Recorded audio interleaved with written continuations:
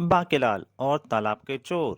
दोस्तों, आपने इसके पहले भाग में पढ़ा कि एक दिन बांकेलाल तालाब में नहाने के लिए कूदता है, परंतु तभी तालाब का सारा पानी गायब हो जाता है और बांकेलाल को चोट लग जाती है। तो वह इधर उधर देखता है तो उसे एक सूंड वाला राक्षस दिखाई देता है। बांकेलाल उसे बुलाता ही है, परंतु वह चला जाता है। बांकेलाल जब शहर पहुंचता है तो वह देखता है कि शहर के गांव के बाकी लोग भी दौड़ दौड़े आ रहे हैं और एक सूंड वाला राक्षस तालाब का पानी पी रहा है। तो वो उसे पकड़ने के लिए जाता है, परंतु गांव वाले उसे पकड़ लेते हैं और जाने नहीं देते।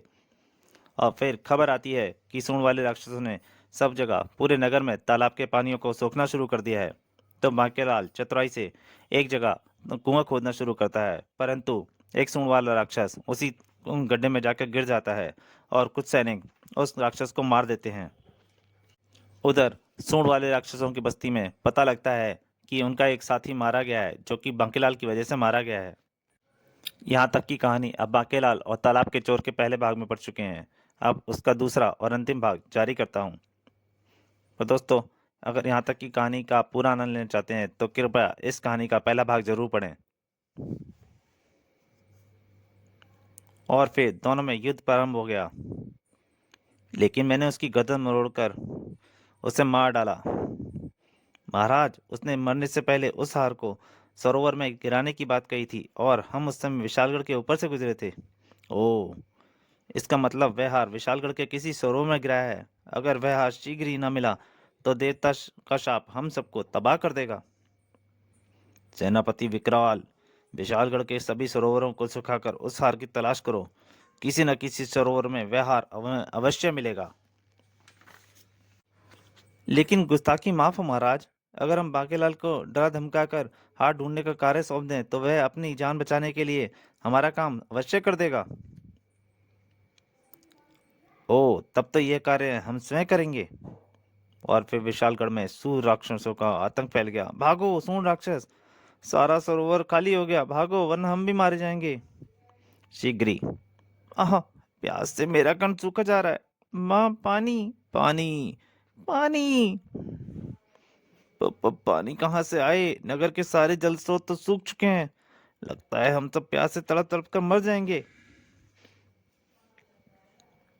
जबकि महल में विक्रम सिंह बेचैनी से मुद्रा में इधर उधर हाथ पांव बांधे चहलकदमी कर रहे थे। महाराज, अब इस प्रकार चहलकदमी करने से काम नहीं चलेगा। प्रजा प्यास से तड़प रही है, अब आप ही बताएं कि क्या करें। सहसा कुछ सोचते हुए विक्रम सिंह बोले, महामंत्री, महल के सारे कुओं से जल भरकर प्यासों को प्यास बुझाओ और एक भी नागरिक प्यास से नहीं मरने पाए। किंतु महाराज, इस प्रकार तो शीघ्र ही महल के कुएं भी सूख जाएंगे और प्रजा प्यासी हो तो राज्य के सारे जल स्रोतों से भी राजा की प्यास नहीं बुझ सकती। आप हमारी बिल्कुल फिक्र ना करें महामंत्री। धर्म सिंह, जैसा हम कहते हैं वैसा ही करें। जो आ गया महाराज। उफ, ये माकेलाल भी न जाने कहाँ गायब हो गया है। कहीं वह किसी संकट में न फंस गया हो। महल के कुओं में जल निकाल कर नागरिकों में बांटा जाने लगा। जी भरकर पियो, हमारे राज्य में प्यास से कोई नहीं मरेगा। पानी, पानी। उधर बांकेलाल, विशालगढ़ में घोर जंगल संकट उत्पन्न हो गया है और बांकेलाल क्यों प्यास से मरेगा? चल बेटा बांके, दूसरे राज्य को जब संकट टल जाएगा तो लौट लियो। आहा, काश मेरे कुएं वाली योजना बेकार न जाती तो मैं विशालगढ़ के लोगों के मरने का इंतजार भी कर लेता। पर अब तो नगर छोड़ देने में ही भलाई है। इसी क्षण वह चौंक पड़ा। अरे, मेरी आंखें कोई धोखा तो नहीं खा रही? देवता का हार आज भी नहीं मिला, किंतु हम हार ढूंढ कर रहेंगे, चाहे इसके लिए पूरी धरती का जल रहित क्यों ना करना पड़े। बांके के देखते ही देखते सारे सूर्ण राक्षस वृक्षों के पीछे चले गए। बांकेलाल आगे बढ़ा और अरे, ये तो मैं राक्षसों की बस्ती में आ पहुंचा हूँ। और कुछ सोचते हुए एकाएक बांकेलाल का चेहरा गुलाब की तरह खिल उठा। ओ, तो इन्हें अपने देवता के हार की तलाश है, जिसके लिए एक के बाद एक नगर के सारे जल स्रोत सुखाए चले जा रहे हैं। बन गया तेरा काम। तो बांके, इस बार विक्रम सिंह तेरे फेंके जाल से नहीं बच पाएगा। ही। अरे, बांकेलाल सोच के हंसी रहा था कि तभी ये क्या? सुन। दूसरी पल वैसे चीख पड़ा। ई अभी वह कुछ समझ भी न पाया था कि उसके शरीर को एक तीव्र झटका लगा। बचाओ, अरे कोई है, सैनिक! परंतु थोड़ी देर बाद, हा हा, आखिर हमने तुझे ढूंढ ही लिया ना बांकेलाल। बांकेलाल, ये तो मेरा नाम भी ले रहा है। लेकिन शीघ्र बांकेलाल संभल कर बोला, महाराज, मैंने आपका क्या बिगाड़ा है महाराज?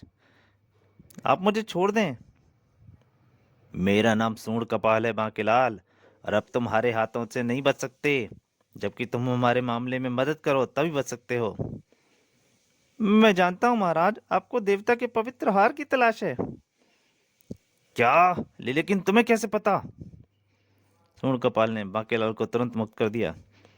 बांकेलाल नाम है मेरा महाराज। यही नहीं, मैं तो यह भी जानता हूँ कि आपके देवता का वो पवित्र हार कहाँ है। क्या? बांकेलाल, जल्दी से उस हार का पता बता दो। अगर वह हार न मिला तो? अब आएगा मजा, जब मैं बताऊंगा कि हार राजमहल के सरोवर में है। यह जानकर सूंड कपाल हर कीमत पर वह हार प्राप्त करने के लिए चेष्टा करेगा, और तब मैं तो सुनिए महाराज, वह हार विशालगढ़ के राजा विक्रम सिंह के राज उद्यान में स्थित सरोवर में है। ओ! यह सुनते ही सूंड कपाल गरज उठा, सेनापति विकराल, सुना तुमने? चलो, हार हम स्वयं प्राप्त करने चलेंगे। जो आज्ञा महाराज, मेरे सैनिक तैयार हैं। सुनिए सुनिए महाराज, अगर आप इस प्रकार सेना लेकर महल की ओर कूच करेंगे तो अवश्य आपको युद्ध में विक्रम सिंह के सैनिकों के साथ होगा, और मैं नहीं चाहता मेरे राज्य के सैनिक अकारण ही मरें। तो हम क्या करें? पहले मैं महल में जाकर महाराज को सारी स्थिति बता दूंगा, फिर महल की छत से हरा वस्त्र फहरा दूंगा। उस क्षण आप आक्रमण कर देना। ठीक है बांकेलाल, हम ऐसा ही करेंगे। और बांकेलाल चढ़ पड़ा महल की ओर। अब तेरे राजा बनने में बिल्कुल भी देर नहीं रह गई बेटा बांके। और महाराज, अरे बांकेलाल, बांकेलाल तुम कहाँ चले गए थे? हम यहाँ कितनी बड़ी मुसीबत में हैं। इन सब बातों का समय नहीं है महाराज। सूंड राक्षसों की पूरी फौज महल पर आक्रमण करने आ रही है। क्या? ओह! महामंत्री जी, महल के मुख्य द्वार पर सेना लगा दीजिए। मैं जैसे ही छत से हरा वस्त्र फहराऊं, द्वार खोलकर सैनिकों पर आक्रमण का आदेश दे दें। तो ठीक है। महल व राज्य की रक्षा के लिए अब हमें भी मैदान में जंग में उतरना ही होगा। महल के द्वार पर सूंड कपाल के स्वागत का पूरा इंतजाम कर दिया गया। ध्यान रहे, जैसे ही बांकेलाल हरा वस्त्र फहराएगा हमें आक्रमण कर देना है। फिर बांकेलाल ने दूर से जैसे ही राक्षसों सेना को आते देखा, चल बेटा बांकेलाल, फहरा दे हरी झंडी। सूंड कपाल के हाथों इस बार नहीं बचेगा राजा विक्रम सिंह। सूंड कपाल दृश्य देखकर जल्दी से बोला, बांकेलाल ने हरा वस्त्र फहरा दिया है, महल की तरफ कूच करो। फिर महामंत्री व राजा विक्रम सिंह, महामंत्री, बाकी ने संकेत कर दिया है, जल्दी से द्वार खुलाओ। द्वार खोल दो।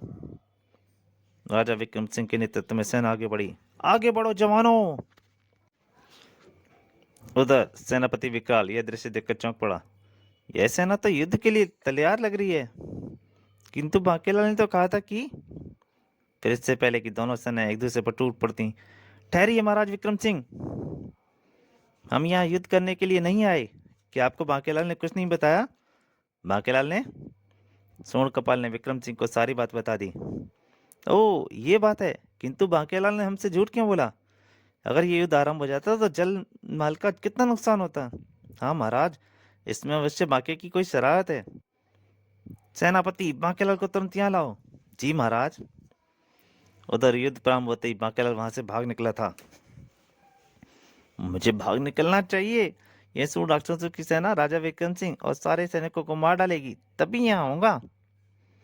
लेकिन वह भी जंगल में पहुंचा ही था कि पीछे से आते सैनिकों की आवाज सुनकर चौंक पड़ा। रुक जाओ बांकेलाल, महाराज ने तुम्हें बुलाया है। मारे गए, और तेरी जान की खैर नहीं बांके, लगता है विक्रम सिंह जान जीत गया है। भागने का भी समय नहीं है, जल्दी से इस नाव में ही छिप जाता हूँ। अरे! बांकेलाल का पैर जल्दी जल्दी में हड़बड़ा के उसका पैर फिसल गया और बांकेलाल जा गिरा पानी में। अब मैं गिरा। कुछ ही देर में महाराज विक्रम सिंह और सूंड कपाल आदि सभी उस सरोवर के किनारे पहुंच गए। उन्हें देखते ही सैनिकों ने कहा, महाराज, बांकेलाल जी इस सरोवर में कूद गए हैं। मैं अभी इस सरोवर का जल पीकर खाली कर देता हूँ। उधर उस सरोवर में तल की ओर गिरता हुआ बांकीलाल चौंक पड़ा। अरे, ये क्या चमक रहा है सरोवर के तल में? हार। उधर सूंड कपाल सेनापति विकराल ने सरोवर का पानी पीना शुरू कर दिया था। सुड़ुप सुड़ुप। उधर बांकेलाल ने जैसे ही हार हाथ में उठाया, ता उफ, वेरा बांकेलाल, देवता का हार, यही है हमारे देवता का पवित्र हार। उफ, कमबख्त को इसी समय सारा जल खाली करना था। हाय मेरे दांत, अब तो ये सभी लोग मिलकर मेरा कचूमर निकाल देंगे। किंतु हुआ उल्टा ही। बांकेलाल, तुम महान हो। इस हार की तलाश में हमने तुम लोगों को ना जाने कितने दिन दुख भी दिए, परंतु तुमने उसे ढूंढ कर निकाल ही लिया। जय देवता की। ओ, तो यही है देवता का हार। बांकेलाल, तुम्हें कैसे पता चला कि इनके देवता का हार यहाँ सरोवर में गिरा पड़ा है? बेटा बांके, तेरी योजना की टांग तो टूट गई है। अब अपनी गर्दन टूटने से बचा ले, शुरू हो जा।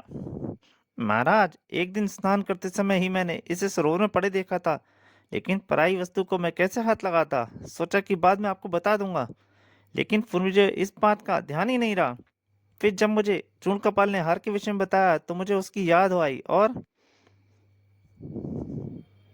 और मुझे, वाह महाराज, विक्रम सिंह बांकेलाल सचमुच विशालगढ़ का सबसे कीमती हीरा है।